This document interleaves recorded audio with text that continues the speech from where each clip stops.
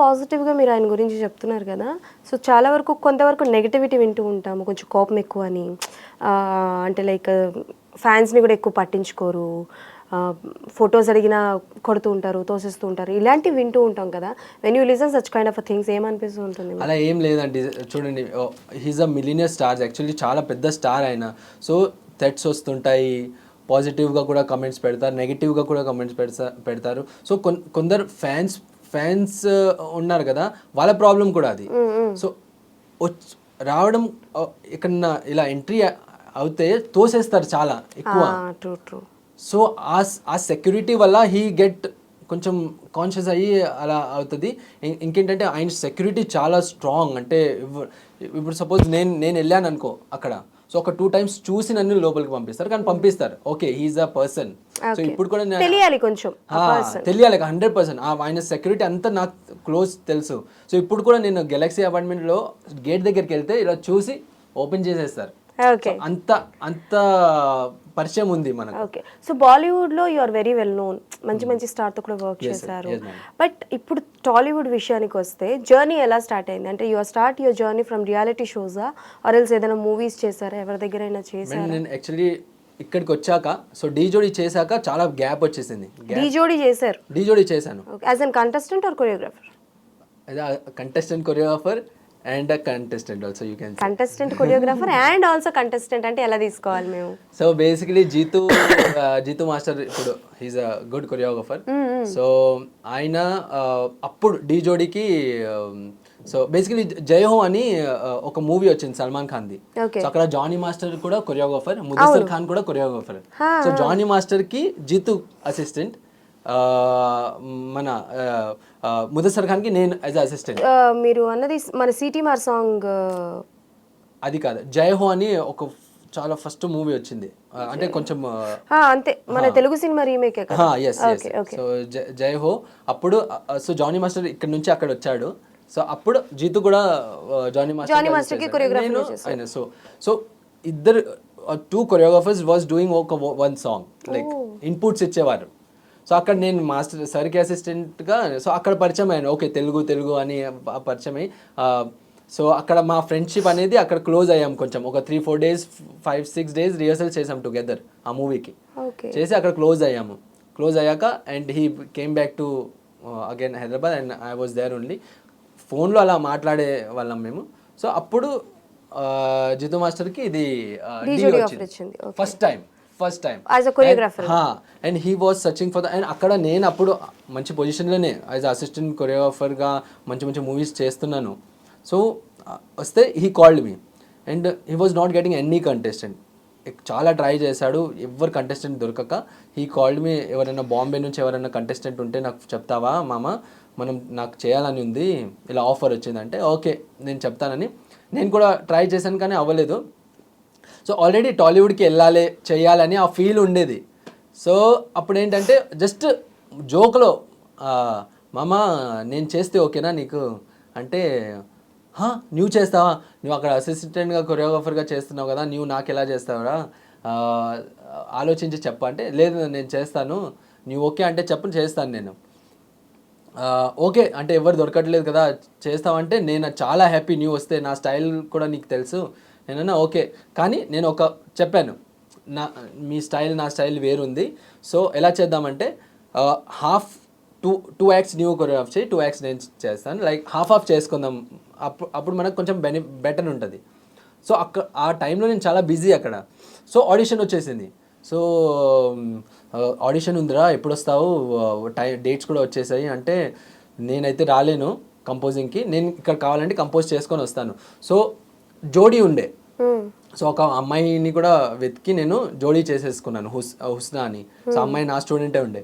So ఆ జోడీ కూడా ఆల్ డన్ అండ్ ఫొటోస్ అంతా పంపించి ఆల్ డన్, జస్ట్ కంపోజింగ్ అది చేయాలంటే నేను అన్నాను ఓకే ఆడిషన్కి కూడా నేనే కంపోజ్ చేసుకొని తీసుకొస్తాను, అక్కడ మనం ఆడిషన్ ఇస్తాము, దాని తర్వాత చూద్దాం ఎలా చేద్దాం.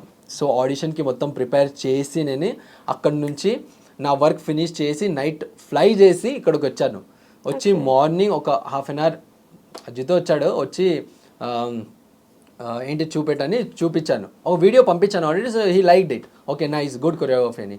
సో ఆ ఫైనల్ టచ్ అక్కడ. స్టూడియోలో ఫైనల్ టచ్ ఒక చిన్న 2-3 మూమెంట్స్ చెప్పాడు, ఇలా ఇలా యాడ్ చేసి ఆ మొత్తం ఆడిషన్ది నేను కంపోజ్ చేసుకొని అక్కడ తీసుకెళ్ళాను. తీసుకెళ్ళి 1 టేక్లో ఫస్ట్ టైం ఆడిషన్ ఇస్తున్నాను అండ్ అన్నపూర్ణ స్టూడియోలో ఫస్ట్.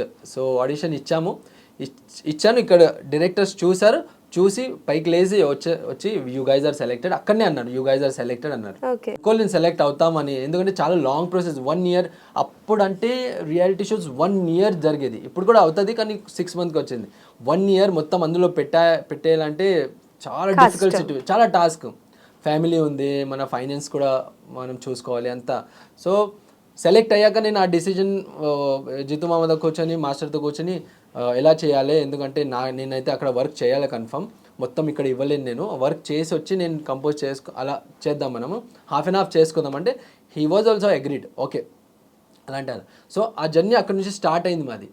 సో మేము ఒక 2 acts అక్కడ కంపోజ్ చేసుకుని 1 act అక్కడ కంపోజ్ చేసుకుని, సో అప్పుడప్పుడు మాస్టర్ అక్కడ వచ్చేవాడు, అక్కడ వచ్చి అక్కడ ఆయన యాక్ట్స్ కంపోజ్ చేసి నా యాక్ట్స్ నేను కంపోజ్ చేసి ఆ మొత్తం తీసుకొని. So he also struggled a lot, అంటే అక్కడికి వచ్చి బిగినింగ్ టైం కదా, already he assisted a lot of అంటే కొరియోగ్రాఫర్స్ నుంచి జానీ మాస్టర్కి యాజ్ అ చీఫ్ అసిస్టెంట్గా వర్క్ చేశాక, అండ్ అక్కడి నుంచి నుంచి యాక్చువల్లీ స్ట్రగుల్ చేశాడు. అక్కడికి వచ్చి బాంబేకి వచ్చి స్టే చేసి ఆ రిహర్సల్స్ అవన్నీ అక్కడి నుంచి ఇక్కడికి వచ్చాక చేశారు. బట్ డీ జోడి విన్ అవ్వలేదు కదా, మధ్యలో కొన్ని క్లాషెస్, అంటే క్లాషెస్ అనలేము, మిస్అండర్స్టాండింగ్స్ అనొచ్చు.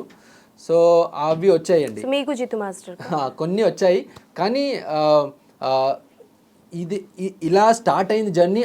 ఆ స్టోరీ ఎప్పుడు జితు మాస్టర్ చెప్పలేడు, ఇది ఫస్ట్ టైం నేను చెప్పేది. Like I was also a choreographer and contestant in that show. Like he was a choreographer, కానీ కొన్ని యాక్ట్స్ నేను కంపోజ్ చేశాను. And he also composed some of the acts. So దానివల్ల కొంచెం అంటే మాది రిలేషన్ అనేది చాలా మంచిగా ఉంది. కానీ షోలో జర్నీ చేస్తున్నాం. సో ఆ అమ్మాయి వల్ల కూడా కొంచెం ఓకే టైం ప్రాపర్ టైం లేదు, డిస్టర్బెన్సెస్ చాలా వచ్చాయి. మళ్ళీ నేను షూటింగ్స్కి వెళ్ళేవాడిని, మాస్టర్కి నేను టైం ఇచ్చేవాడిని కాను. సో అవి కూడా క్లాషెస్ కొంచెం వచ్చాయి. సో అక్కడ 2 acts చేసి ఇక్కడ 2 acts చేసి అలా వచ్చి ఇక్కడ పర్ఫామ్ చేసేవాళ్ళము, మళ్ళీ ఇక్కడ నుంచి అక్కడ. సో అది చాలా ఎక్కువైపోయింది, మాకు స్ట్రెస్ ఎక్కువైపోయింది.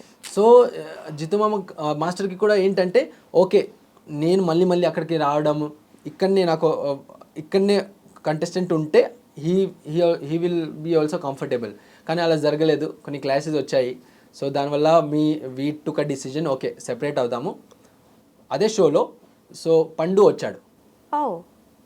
దెన్ మేము సెపరేట్ అయ్యాక పండు వచ్చాడు మాస్టర్ కోసం, జితు మాస్టర్ కోసం పండు వచ్చాడు. Then I become a choreographer. నేనే నా యాక్ట్స్ కంపోజ్ చేసి నేనే పర్ఫామ్ చేసేవాడిని. Okay done. సో ఇంత స్టోరీ ఉందన్నమాట. So like that we have started. ఇప్పుడు మీకు జితు మాస్టర్ కి అంత ఓకేనా, మాట్లాడుకుంటూ ఉంటారా? అంతా ఓకే. కానీ ఆయన బిజీ ఉన్నాడు, ఆయన పెద్ద మూవీస్ చేస్తున్నాడు. So I'm very happy for him. So నాది కూడా ఒక చిన్న జర్నీ స్టార్ట్ అయింది. మళ్ళీ వచ్చాక ఇక్కడ టాలీవుడ్లో ఆ గ్యాప్ ఇచ్చాక డాన్స్ ఐకాన్ అనే షో వచ్చేది. Dance icon, so I was a runner up అందులో. సో సౌమ్య నాకు కంటెస్టెంట్. సో కొన్ని పర్ఫార్మెన్సెస్ వైరల్ అయ్యాయి అందులో, బుట్ట బొమ్మ అవన్నీ. సో అందులో నేను రన్నర్ అప్, లాస్ట్ ఫినాలేలో రాజుకి నాకు బ్యాటిల్ అయింది. సో ఒక మార్క్ కోసం నేను రన్నర్ అప్ అయ్యాను. సో అక్కడి నుంచి అందులో ఆ షోలో బేసిక్లీ ఎవరు గెలిస్తే అక్కడ మీకు మూవీ ఆఫర్ ఉంటుంది అని కొరియోగ్రాఫర్కి పెట్టారు. సో అక్కడ నాకు ఒక మూవీ ఛాన్స్ వచ్చింది. సో అక్కడి నుంచి జర్నీ స్టార్ట్ అయింది. అండ్ అప్పుడు జితు మాస్టర్కి కూడా చెప్పాను ఓకే ఇలా వచ్చిందని. సో ఈ వాజ్ ఆల్సో వెరీ హ్యాపీ. ఎందుకంటే ఇక్కడ వచ్చాక ఎవరైనా తెలుసా అంటే జితు, ఇంకెవరు తెలుగు ఇండస్ట్రీకి వచ్చింది మీరు జితు మాస్టర్ వల్ల 100%. ఓకే. సో అదైతే ఓపెన్లీ చెప్తాను. ఓపెన్లీ. అండ్ నేను ఆయన కోసం వచ్చాను, and because of him I'm here. And ఆయన వర్క్ కోసం కూడా నేను ఇక్కడ వచ్చాను. సో బెనిఫిట్ ఇద్దరికి అయ్యింది. ట్రూ.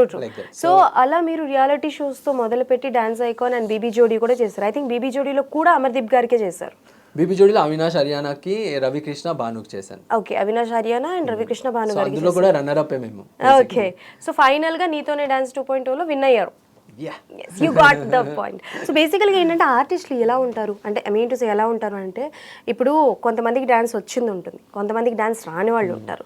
సో వాళ్ళు ఏంటంటే మాకు వచ్చినట్టు కొంచెం కొరియోగ్రఫీ చేయండి మాస్టర్, మీకు నచ్చినట్టు కాదు మాకు వచ్చినట్టు కొరియోగ్రఫీ చేయండి అని అంటారు కదా. సో అలా మీకు అంటే లైక్ పేరు మెన్షన్ చేసినా ఓకే, చేయకపోయినా ఓకే, కానీ బట్ ఇబ్బంది పెట్టిన సెలబ్రిటీస్ ఎవరైనా ఉన్నారా? బేసికలీ నేను చాలా లక్కీ అండి. నేను డాన్స్ అనుకొని అయ్యాక నేను బీబీ జోడీకి నాకు ఛాన్స్ వస్తే ఓకే చేస్తానండి అన్ని. సో అప్పుడు కూడా నాకు ఎవ్వరు ఏమీ తెలియదు, ఏ ఆర్టిస్ట్ టెలివైజ్ ఆర్టిస్ట్ ఎవ్వరు ఏం తెలియదు. సో ఫస్ట్ వచ్చి నాకు అవినాష్ సార్, హర్యానా మ్యామ్ నాకు ఇచ్చారు. సో ఓకే ఎలా చేస్తారో అది కూడా తెలియదు. సో వాళ్ళు ఏమన్నారు, డాన్స్లో కొంచెం చాలా వీక్, హర్యానా మ్యామ్ చాలా వీక్ డాన్స్లో, అవినాష్ సార్ ఓకే ఫన్గా చేస్తాడు, కొంచెం dance okay. So first day రిహర్సల్స్కి వెళ్ళాక చూశాను, అబ్బా నేనన్నా ఓ ఇది ఎలా అవుతుంది కాంపిటీషన్ మళ్ళా. కానీ అక్కడ బాంబేలో నజ్బల్లి అని ఒకటి షో వస్తుంది.